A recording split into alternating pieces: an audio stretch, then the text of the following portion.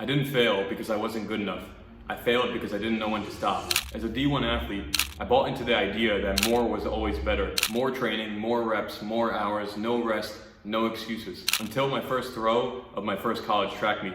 My body just quit. A partial UCL tear, end of season. And the worst part, it was preventable. This is the story of how overtraining ended my D1 career and what I wish every athlete knew before it's too late. I was obsessed with getting better. In practice, I would push myself to run the fastest, throw the hardest, and do more reps than anyone else. Every time I lifted, I used heavier and heavier weights. And I repeated this every single week. No breaks, no balance. Discipline felt like my edge.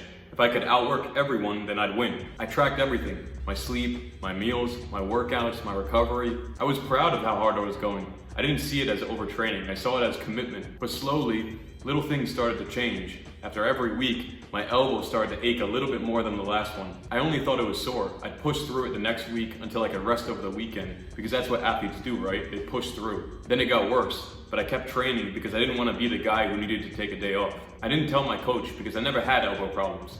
And I didn't skip lift or practice because I wanted to continue growing. I thought I was getting better and better, but I was just being reckless. And eventually, my body forced me to stop, hard.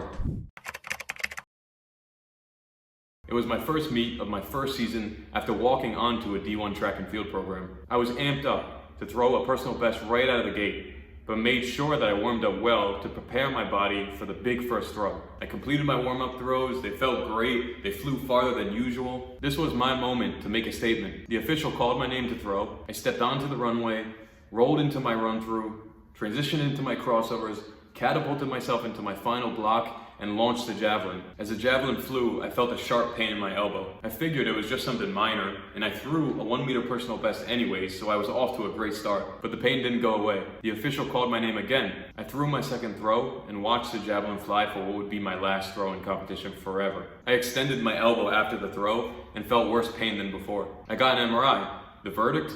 Partial UCL tear, no surgery, no real recovery, just PT and time away from throwing. But a ligament doesn't grow back once torn. And while I tried this past year to manage the stress that I placed on my elbow, I simply couldn't escape the pain from throwing. And now I've retired, before I ever really got started. I spent years chasing a dream, and it ended not because I wasn't good enough, but because I didn't give myself space to recover. I thought that the grind would make me, but it's what broke me. The hardest part was not the injury, it was knowing that it could have been prevented. I didn't fail in one moment. I failed a little bit every single day and just ignored the signs. But here's what I've learned and what I'll never do again.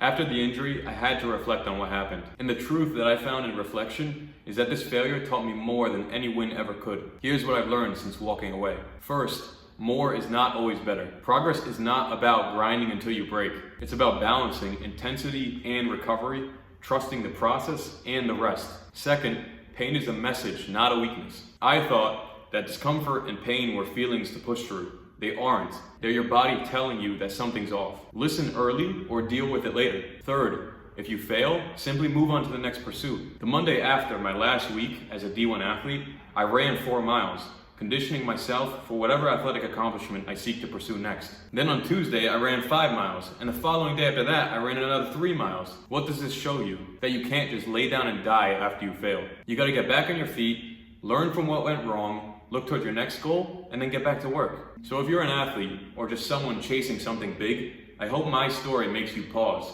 Not to stop working hard, but to start working smart. Because failure doesn't always look like a loss. Sometimes it's overtraining in silence until your dream breaks with your body. So I failed as a D1 athlete, but I'm not done growing, and I'm here to help others not make the same mistake.